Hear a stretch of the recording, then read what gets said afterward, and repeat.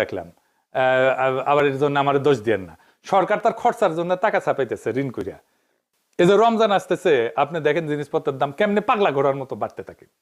ডলারের দাম বাইরে গেছে, ডলার প্রতি 1 টাকা। এই ইলেকশনের পরপরই দামও অলরেডি বাইরে গেছে জিনিসপত্রের। দেখেন খেসারি ডাল আগে ছিল 85 থেকে 90 টাকা কেজি, এর বাইরে 100 টাকা হয়েছে। পেঁয়াজ 50 টাকা থেকে 60 টাকা হয়েছে। দেশি রসুন 90-100 টাকা থেকে 120 টাকা হয়েছে। পাইকারি পর্যায়ে সোয়াবিন তেল লিটার প্রতি 185 থেকে 95 টাকা হয়েছে। আর পামেল বিক্রি হয়েছে 155 থেকে 165 টাকা লিটারে। পেঁয়াজের দাম বাড়ছে, মাংসের দাম বাড়ছে। এই প্রসঙ্গে এটা মৌলানা ভাসানীর কৌতুক মনে পড়ে গেল। আমি মনে হয় আগে কইছিলাম এই কৌতুকটা, যদি না শুনে থাকেন তাহলে শুনেন।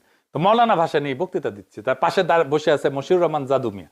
জাদু মিয়া কিন্তু জিয়াউর রহমানের সরকারে ছিল, মন্ত্রী ছিল, উপদেষ্টা ছিল। জিয়াউর রহমানের সেকেন্ড ম্যান ছিল বলতে পারেন, নেপের মশিউর রহমান জাদু মিয়া। ওনার মেয়ে আবার এখন বিএনপি করে, মশিউর রহমান জাদু মিয়ার মেয়ে। তো মৌলানা ভাসানী বক্তৃতা দিতেছে, জ্বালাময়ী বক্তৃতা দিতেছে। চালের দাম বাড়ছে, তেলের দাম বাড়ছে, ডাইলের দাম বাড়ছে, মদের দাম বাড়ছে কিনা কইবার পারব না, জাদু মিয়া কইবার পারবো।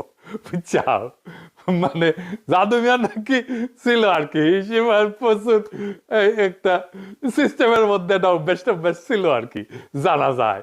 ও আচ্ছা আচ্ছা, আর একটা কথা কয়ে রাখি আপনাদের, যারা শেয়ার মার্কেটে বিনিয়োগ টিনিয়োগ করেন তাদের কই, করেন নাকি অনেকে? হ্যাঁ, এটা বুদ্ধি শিখে দেব, টেকা টেকা কলে পাইবেন।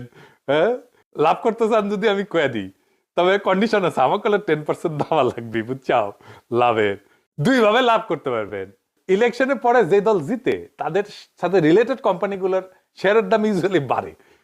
এখন বাড়বি, আপনি খুঁজে দেখেন, যেমন ধরেন ঢাকা ব্যাংক বাড়বি, ন্যাশনাল ব্যাংক বাড়বি, মুন্নু গ্রুপের বাড়বি, আরো কি কি